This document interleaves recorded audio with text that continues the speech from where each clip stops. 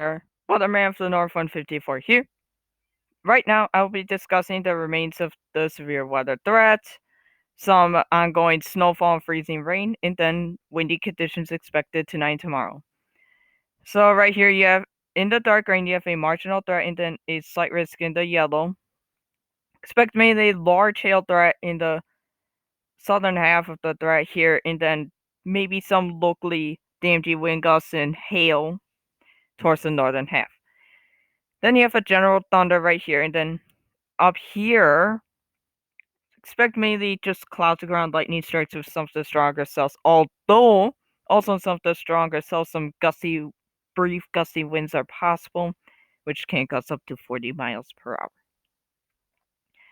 So I will actually point out some of those thunderstorms right now.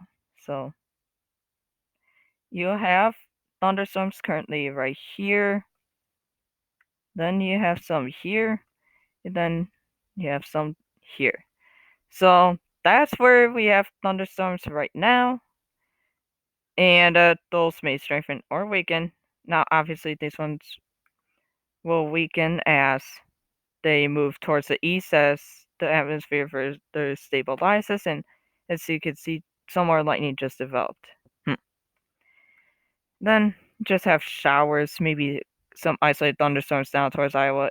And then here you have a couple strong to severe thunderstorms, which again contain a large hail threat. And I'm gonna discuss about the snow. So when this gets up here. Okay, so as of right now, you have snow to the northwest of this line, and then right here you have a rain, snow, and sleet mix, and then you have rain and thunderstorms down there, as just demonstrated. So when it comes to additional snowfall accumulations, in which, by the way, these are some pretty heavy snowfall rates. I mean, up to an inch and a half per hour in spots.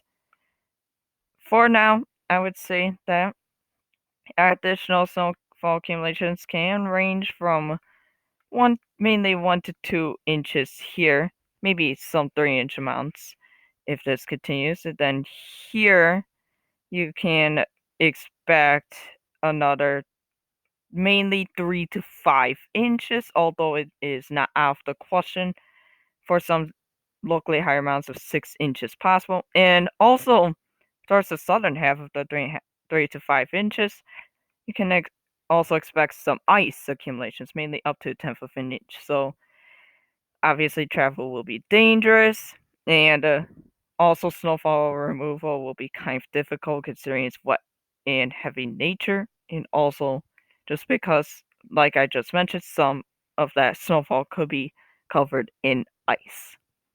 Now I'm gonna discuss the windy conditions threat.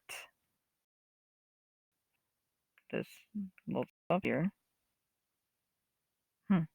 Yeah, there we go. Kind of got slow internet today. Okay, so yeah, there's a severe thunderstorm warning right there right now. So in these light browns here, here, and here, these are all wind advisories. Now, wind advisories are typically issued when you have gusts that are forecast to be at least 35 miles per hour or higher for a certain time period.